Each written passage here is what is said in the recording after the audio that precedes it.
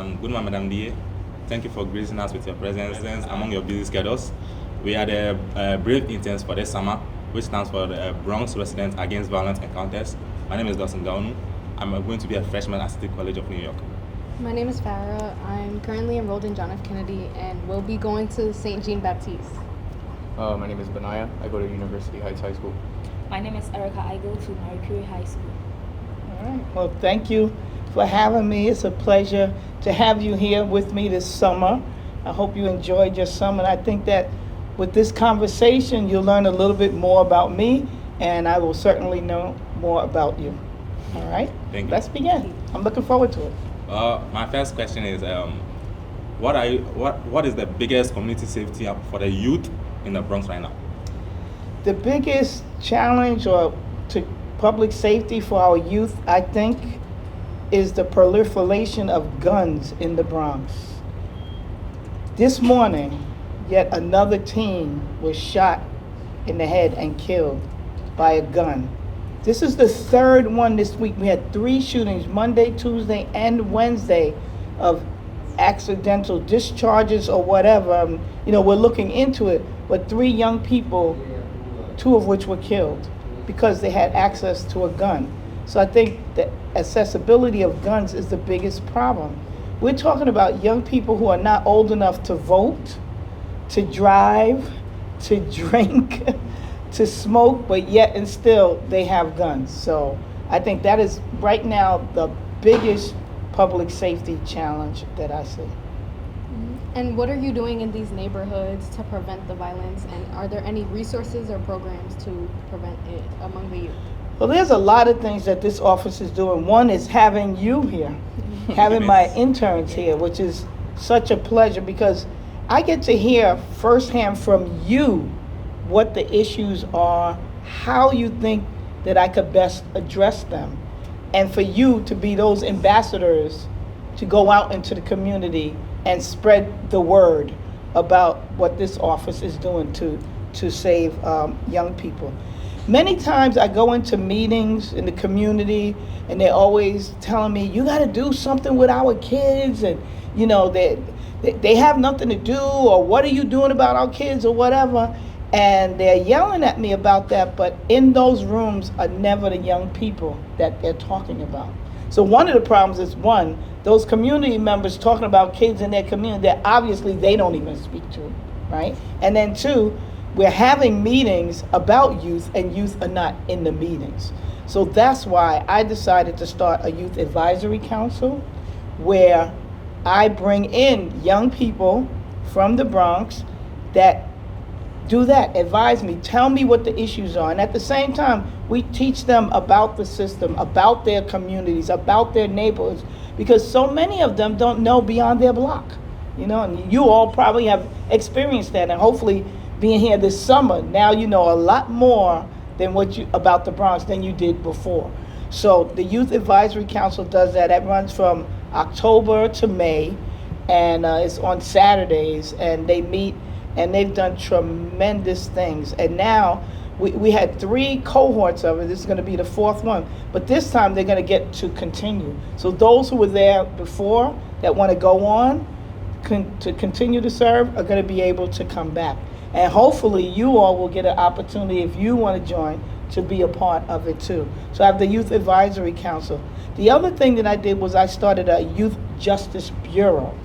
That means that there's a bureau in this office that those lawyers and professional staff that work there are dedicated to the work that happens in the youth part of the Supreme Court.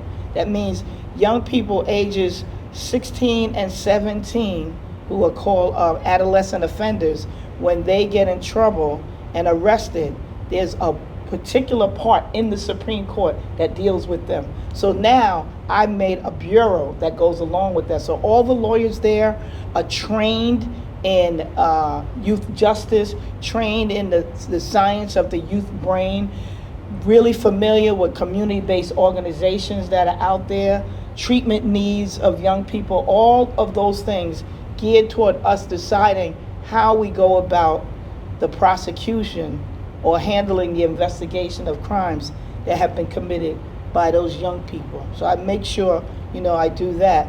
And then I'm out in the community every day, meeting young people, engaging them, and letting them know that this is a DA that cares about them. And having you as interns as well, recruiting you is all part of what I'm doing to make sure that you understand that this is a DA that hears you, sees you, and values what you say and do. Thank you. Mm-hmm. That was a great answer. You mentioned how, these meetings that you go to, there's no youth present, but they talk about the youth and how you want to get the youth more involved. So we want to know, how are you involving the youth in decisions about our public safety? Well, like I said, with the Youth Advisory Council, they're the ones that are telling me what's going on. Your presentation that you did yesterday, I'm still floored by that. Amazing how you research the issues that most affect you, and then you gave your own story. You gave your personal lived experience to go along with that. That goes a long way. That is what resonates with people. I could get up all day, every day making speeches, and young people may not listen to me. You all are listening to me. You know why? Because I asked you to tell me how to be your voice. And instead of I'm being your voice, you are being my voice. And now you can go out there and say what this DA's office is doing. Speak to your peers about what is causing the issues for them. And now you're part of being the solution to that. So rather than always concentrating on what the problem is, now you could help me solve the problems. Because the people who are closest to the problems are the ones that are closest to the solutions. So that's how I'm using young people, the B.R.A.V.E. interns, my Youth Advisory Council, and then what we learn as we see young people cycling through the criminal justice system. We learn something every day about them, how they got here, what justice is going to look like for them, and how we could keep them from reoffending. Mm-hmm. So what inspired you to pursue a career of law? It's funny, when I was in school, I was somebody who always liked school, right? And I always got in trouble in school because I talked too much. So I saw my report cards that my mother saved. I found a box, and always had great grades, A's, excellence, all of that. But on the back, they always have like the comments, right? Right? Yeah. Always, she talks too much. She's always talking, always talking. So I said, I got to do something where, if I'm always talking, how could I use my voice? And I was always interested in what they call social studies back then. I don't know what they call it now, but, so I was always interested in, and government. I always knew. So I knew that I wanted to do something like that, and I was going to use that combination. Got interested in politics, thought I would maybe run for office one day, something like that. So I was there. But it was when I was in high school that really solidified me becoming a criminal lawyer and a judge and being on the path that I am. I went to Truman High School, right, in Co-op City. I was like one of the third graduating class from Truman High School. And so Truman was not in my neighborhood. I grew up in the Soundview section of the Bronx, but Truman is in Co-op City. So I had to take the city bus to school every day. And one day, on the way home, and it wasn't just me, it was like 8 kids from my neighborhood that got spots to go to Truman High School at the time. So we're on our way home, and it's the first stop at Pelham Bay Park. It's the first stop for the number 5 bus to take us back into the Soundview section where we live. And we were there, and since we were the first ones on the bus, kids were clowning around, playing, and there was a bag in the middle of the bus. So, of course, one of my friends opened it up, and inside was all these papers with transfers. Back then, when you got on a bus, if you had to connect to another bus, you got a piece of paper called a bus transfer. So in it was a whole bunch of transfers. So we knew they probably belonged to the bus driver. Instead of, giving the bag back to the bus driver, we started clowning around. Here, you got a transfer. And, we started playing around. Well, the bus driver got very angry at that and came back and confronted one of my friends who was a basketball player at Truman High School. And they got into words or whatever. And when my friend sat down, and we're still clowning around, the bus driver went to the front of the bus, came back with a knife and stabbed my friend in the chest. So I was a witness to a crime. Thank God my friend recovered. He was in the hospital for a long time. He had a collapsed lung and other things. But that was the first time I was introduced to this criminal justice system as a witness to a crime. So I had to come down to the DA's office, which is, here now, meet with an assistant district attorney. That person prepared me to go into the grand jury because they presented the case to the grand jury, so to see if the bus driver would be held accountable or have an indictment against him for stabbing my friend. And many of us testified as well. And then after it was all said and done, the DA takes a vote in the grand jury to give the charges to the grand jury to decide. And when it was all over, the grand jury dismissed the case. So that bus driver was never held accountable. So for me, right then and there, I says, not only do I want to do criminal law, but I want to make sure that no victim ever goes through what my friend went through and not having somebody not being held accountable. So that off I went, with that. So that's what steered me there. I looked at my yearbook recently, and in there, how it says, what do you want to be or whatever? And under my picture said, criminal lawyer and judge. Now, I got to tell you, I don't even remember writing that, but obviously that was something that was in my spirit and in my pursuit of my career that happened, and here I am. So not only did I start, my first legal job was as an assistant DA in this very same office that put me in that grand jury. That ADA, that assistant DA that interviewed me for that grand jury became a judge and a good friend, so I know him as well. So I spent 13 years as an assistant DA, and then I did become a judge. And 16 years I was a judge, and then 10 years ago I ran for DA, and now the DA. That's nice. That's Yeah. an amazing story. Yep, so a little girl from the housing projects. I grew up in Soundview houses. I went to New York City public schools. I'm very proud of that. And, Boston College, Howard University School of Law, and here I am. You're an insider. Yeah. Yeah. Yeah. So it's great. So, what is your daily order? You mean when I go to the bodega, what I get? Yeah. For breakfast, I guess I get a egg and cheese on a roll with mayo, salt and pepper. I had that today too. My husband went and bought it for me before I came to work today. You have to add the salt and pepper. You have to. Yeah, well, I really shouldn't, but sometimes they don't make it good, so I just put a little on there just in case to make sure it's good. Nice. Yeah. I'm going to try that. All right, good. That's all the questions we have for you today. We're glad that you answered them for us, and we got to know a little bit more about you and your story and your background. All right, well, thank you. Well, I have a few questions for you, so let's see.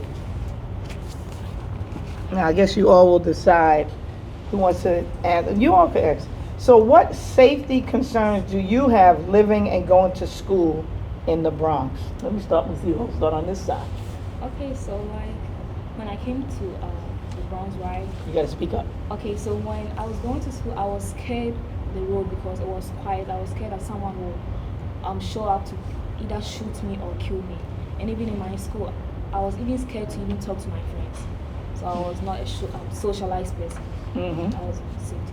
So why was that a safety? What made you afraid? It's because of some of the things I've been hearing outside. I'm from Ghana. I just came to here, right? Back home, they've been telling me that America, they like to kill people just like that for no reason. So that was my perception before I came here. Mm-hmm. And what about you? What safety concerns did you have? I think just like her, there was always a stigma about walking, New York, where you see happens because it's New York. Everyone's like, yeah, it's New York, but let's just keep going on about our days. So every time I'd walk to school, whether something would happen or I'd hear about something, it was always just like, yeah, but that's the city I live in. So I'm not gonna do anything about it. No one else is doing anything about it. So it was always like a constant normalization of my fear. I felt like I didn't have a right to be scared because nobody else is scared. Everyone is just like, yeah, it'll happen. If it doesn't, it doesn't. You see it on the news, and then when it happens to you, it's like, whoa. And it's also in the school too. I feel like there's a lot of activities that go on in the school with the people in the school, where there's youth, whether they say they're, gang affiliated or whether they're actually gang affiliated. It's just to be tough, be scary towards other people, and it's always been like a weird, fearful aspect there of being in the schools. how about your experience? I think there's such a normalization when it comes to violence amongst the community, and I think there's obviously like places everyone goes in the morning, everybody does their routes, and there's always safety concerns of being pushed in the train tracks or somebody is going to start something crazy. I think public transportation, you never know what could happen, and a big concern for me at least is like what I'm wearing and like the attention I might gain based on the people around, because people are crazy. People, you never know what they're capable of doing, so it's always the idea of you never know what could happen. And lastly, For me, I agree with all of them, but my greatest concern is the same as them. I'm scared of my life when I go outside, and also like I have siblings. I have a sister who works in a now kind of like a hospital. She stays out late. Before coming back home, she's a late worker.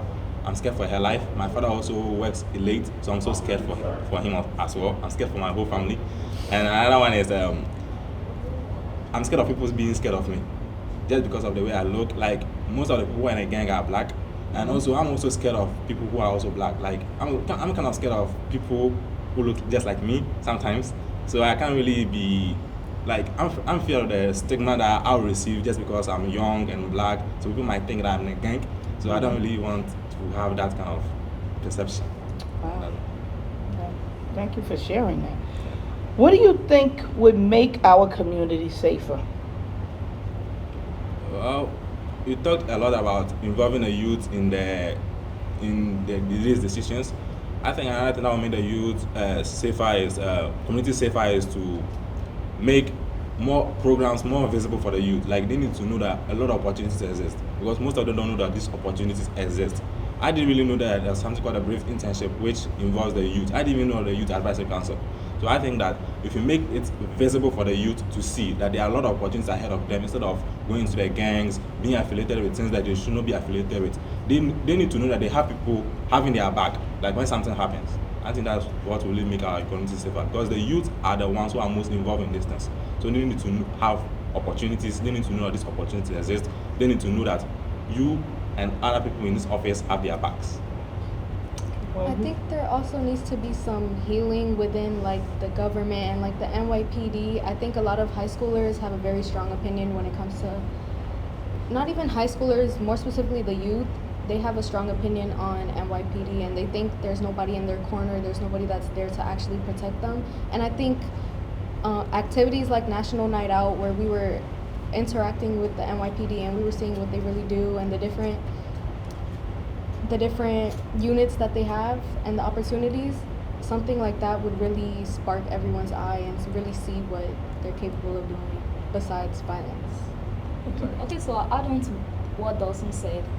Yeah, we should make what we do here visible for other people outside to do, because a lot of people doesn't know what we're doing here. Mm-hmm. So for me personally, what I can do to help is that I will also tell other people that we have something called a B.R.A.V.E internship. Okay. I just remembered what I was going to say. So I feel like a lot of people, they feel like they don't have an opportunity when it comes to education. Like they'll see their education, they'll see how nobody really believes in them and how they could be getting, whether it's being bullied or it's like jokes. A lot of people care about how they look, and a lot of gangs, a lot of like these families, they'll call them, they offer them opportunity. They say, hey, if you do this, we can give you this. We have a lot of benefits, and they don't really talk about any of the downfalls, because it's like once you're in, you can't get out. And a lot of youth feel like if that's the path for them, then they could stay on that path forever. But it's like, when are you gonna realize that there's opportunity, there's people who want to help you. You just have to want to put yourself out there and receive those opportunities. Okay. So as you finish up your internship in this office, tell me, was there a highlight this summer? What was the highlight for you? I think the people that I was here with, they made it a lot easier. Everyone was very friendly. Everybody was very welcoming. I think all of you, and the activities that we did, it was very eye-opening. For example, we went to the Transit 11, I believe, Mm-hmm. and we got to see like some of the things that they do in the train stations when it comes to violence and when it comes to like subway surfing specifically. That's a big major issue, and I think this whole experience definitely made me want to be more into law and something within the field. What was the highlight for you? Okay, so when we went to the court for arraignment, I really enjoyed because I've never been to a court before. So that was my first experience. And even when we went to Kanye one too, that was my first time also going there. So I was really happy. All right. How about you? I think really the experience as a whole, every day was something new. There was always going out or staying in. There was a lot of productivity. It's not like we were really wasting our time.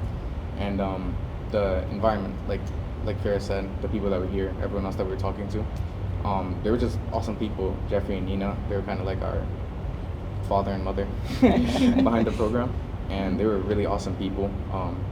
And yeah, rowboating was awesome. That was It's like a family, a community. Exactly. All right. And how about, what's your highlight? Well, my highlight, I have a lot of them, but the most is I got to see what you guys do over here. My first perception of lawyers were very bad, but coming here, I grew to love them. Like, they just defend criminals for me. That's what I knew. They were liars for money, but when I came here, I got to know what they do. I came to love them.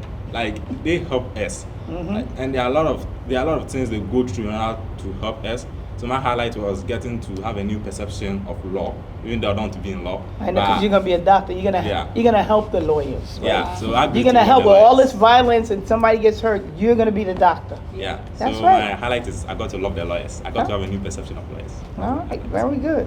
So, what do you think? And we talked about this already, but let's flesh it out a little bit more. What do you think young people should know about the Bronx District Attorney, about me and the Bronx District Attorney's office? What should they know? What would you tell them? I'll go first. The first thing I would tell them is that these people are here to help you. Like Dawson said, there's been a stigma that like lawyers that are helping criminals, innocent to proven guilty. A lot of these people aren't really guilty. A lot of need redirection in their life. And I feel like a lot of people see lawyers as people that want to keep criminals out on the streets, when in reality, they're trying to serve justice through fair means. They're not trying to serve like these vigilanteism ways of justice. They're serving the right justice, and these people are here to help you, Yeah. All right, what would you tell them about the Bronx DA's office? Tell them that, especially the DA, she's really nice. And even if you need help or something, like someone to talk to, this office is right here. So that's what I'll tell you. And what would you tell them? They have got a lot of great people. They have great opportunities for everybody, like the B.R.A.V.E. internship, for instance. And also, they are here to help. Just, you need to have somebody in your corner. They are always there to help. They have a lot of opportunities for you. They will help you whenever you need it. Just, they are a call away to help you. Yeah. I would love to tell everyone that the Bronx District Attorney's Office, it's a space for us. It's a space to help the people. It's in our community for a reason. And they're not against us. I think everybody has a misconception that everybody is just out to get us. Nobody's here to help. But there's truly, there's a community here. There's resources. Everybody can help you. And I think it's okay to reach out. It's okay. Closed mouths don't get fed. Yeah, they are families. No. And I appreciate you all saying that, because that's exactly what I want people to know.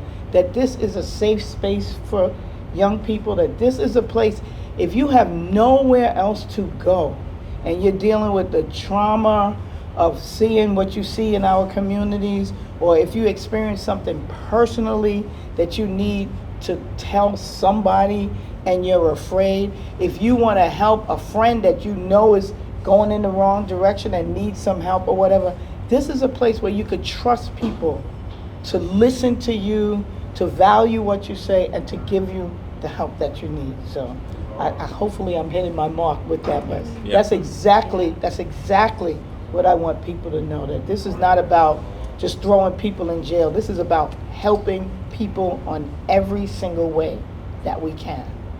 All right, so last now I get to ask you all about your bodega order. Like, what would you order? You can ask anyone here. Bacon, egg, and cheese. Yeah, Bacon, egg, and plain cheese? bacon Yeah. and cheese. Every day. You're a BEC person all day, Yeah, huh? You do? literally. Good. Really? All right, did you have one today? Not yet. How about you? Oh, toasted croissant with egg. Oh, okay. How about you? Well, I don't really go to the bodega much. I'm scared of it. But You if scared of the bodega? Yeah, that's where most of the crimes happen. That's what I hear most of the time. Right. But when I go over there, the only thing I grab is a gum. Then I just Gum. out. Yeah, yeah. Okay. And how about you? Probably a BLT or like a chopped cheese on a roll. Chopped cheese. A chopped With cheese is a lettuce and big one. tomato. Chopped cheese is a big Yeah, I one. love it too. All right. Well, this was fun. Thank you so much. Again, I got to tell you, you have really filled my summer by being here. And just, when I met with you all 6 weeks ago, I gave you, listen, this is what I want. I need to hear your voice. I need to know what is happening with young people. Please inform me and then put it out there. I know social media, is real. It's a real platform and avenue that can be used for good and it can be used for evil. I wanted to use it for good, but I wanted to figure out a way to communicate to young people through that. And the presentations that you did yesterday were just amazing. And I'm going to tell you, I'm going to use them. I might have to call on you, and you guys might have to go with me into the schools or go to your particular schools to present it. We're definitely going to use this. And we're going to use this conversation that we're having today because this is so important for young people to see that they can sit down and talk to me. Like, I'm not, the big bad wolf, right? I'm not exactly. I'm not. Look, I'm Darcel from Soundview. That's it. All day, every day. You can take the girl out of the Bronx, but you can't take the Bronx out of the girl. I'm always going to be this way. People have always said to me, oh, you're so down to earth, or oh, you don't look like the DA, oh, you don't look like a judge. It's like, what does that mean? What does that mean? So I'm here to dispel any, misinterpretations that people have about what a DA looks like. This is what the Bronx DAs look like, and this is what the Bronx DA's office is all about. Meeting young people where they are, engaging them, and making sure that you have a friend, a trusted friend in the Bronx District Attorney's office. All right? Thank you so much. Thank you so much. Thank you. Well, on behalf of all my colleagues, my youth, and we thank the DA office for this opportunity, and we thank you for all the work you guys have put in for us. Thank you. And thank you. Thank you. All right.